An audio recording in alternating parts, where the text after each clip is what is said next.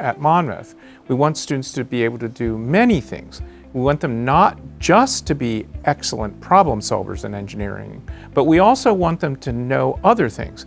They have to be able to communicate effectively. That means write well, speak well, stand on their feet and think on their feet. We want them to be able to think critically, have a better, broader understanding of societal issues and history, and how to communicate and how to work with people and understand psychology and all the things that you would get at a traditional liberal arts college, but that is married with an engineering degree, so that we are preparing students not to just be successful in that first entry-level engineering position, but that they're successful throughout their career. I knew that Monmouth's engineering program was small and just starting up, and I figured that would give me the most opportunities and be really beneficial for me, especially because I like small schools and I like the vibes of going to a small college. And so there was that, and then obviously with the new program, you're going to be able to create meaningful relationships with your professors and stuff, because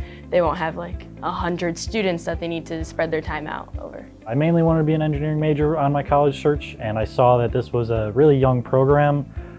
When I came on my visit, I had a one-on-one with Professor Iselin. I really liked what I heard, and I wanted to be a part of what would be the second class, hopefully, of engineering graduates. And it's just, I felt it would be a cool thing to be part of that kind of new wave at the school.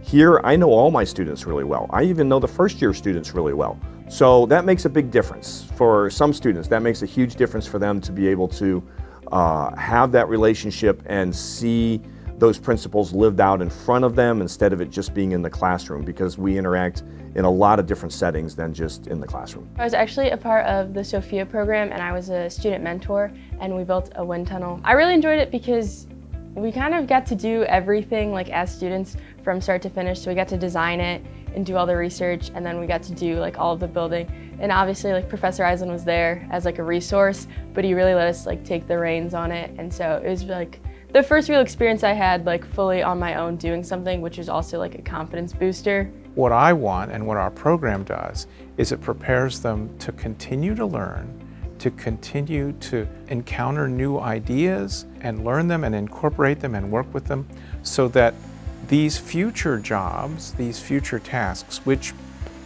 we haven't conceived of yet, they're ready.